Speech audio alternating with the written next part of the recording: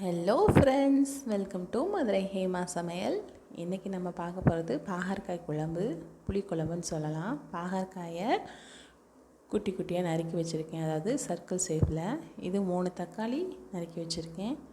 வெங்காயம், பச்சை மிளகாய் ரெண்டு எடுத்து கீறி வச்சுருக்கேன். தேங்காய், சீரகம் போட்டு மிக்சியில் போட்டு அரைச்சி வச்சுருக்கேன். இது புளி கரைசல். இவ்வளோ தான் தேவை நம்ம பாகற்காய் குழம்பு செய்கிறதுக்கு. நம்ம சேனலை சப்ஸ்கிரைப் பண்ணாட்டி சப்ஸ்கிரைப் பண்ணிட்டு வந்துடுங்க. பெல் ஐக்கானை கிளிக் பண்ணுங்கள். அப்போ தான் நான் போகிற நோட்டிஃபிகேஷன் உங்களுக்கு வீடியோவாக கிடைக்கும்.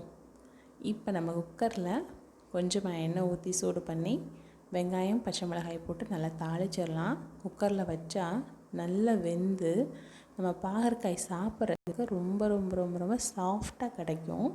அதனால நம்ம குக்கரில் வைக்க போகிறோம். வெங்காயம் வதங்கினதுக்கப்புறம் தக்காளி போட்டு நல்லா வதக்கிடலாம். தக்காளி நல்லா மசிய வதங்கணும். தக்காளி வதங்கிக்கிட்டே இருக்கும்போது நம்ம இந்த புளி தண்ணி கரைச்சி வச்சுருந்தோம் இல்லையா, அதில் 2 ஸ்பூன் நம்ம வீட்டில் யூஸ் பண்ணுற குழம்பு மிளகாய்த்தூள் போட்டு நல்லா கரைச்சி வச்சுக்கணும். ஏன் இந்த புளி கரைசலில் குழம்பு மிளகாய்த்தூள் போடுறோம்னா, அந்த புளியும் அந்த காரமும் சேர்ந்து நல்லா பிளெண்ட் ஆகி கொஞ்சம் நேரம் இருக்கும். நம்ம அப்படியே இதை குழம்புல சேர்த்துடலாம். இந்த ஸ்டேஜில் நல்லா தக்காளி நல்லா வதங்கிடுச்சு.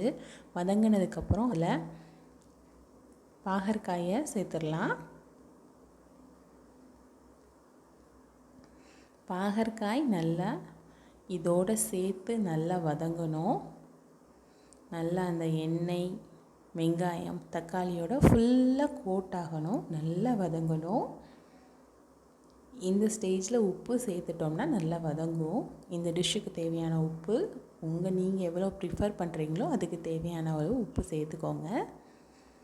இப்போ நல்ல பாகற்காய் பாதி வெந்த மாதிரி வதங்கி வந்துருச்சு. இந்த ஸ்டேஜில் தேங்காய், சீரகம் அரைச்சி எடுத்து வச்சுருக்கேன், அதை மட்டும் நம்ம சேர்த்துடலாம். சேர்த்து நல்லா வதங்கட்டும். இந்த குழம்பு ரொம்ப ரொம்ப டேஸ்ட்டாக இருக்கும். பெரியவங்கள்லேருந்து குழந்தைங்களுக்கு கூட நம்ம கொடுத்து பழக்கணும்னா பாகற்காய் உடம்புக்கு ரொம்ப ரொம்ப நல்லது. கண்டிப்பாக இதை உங்கள் வீட்டில் ட்ரை பண்ணி பாருங்கள்.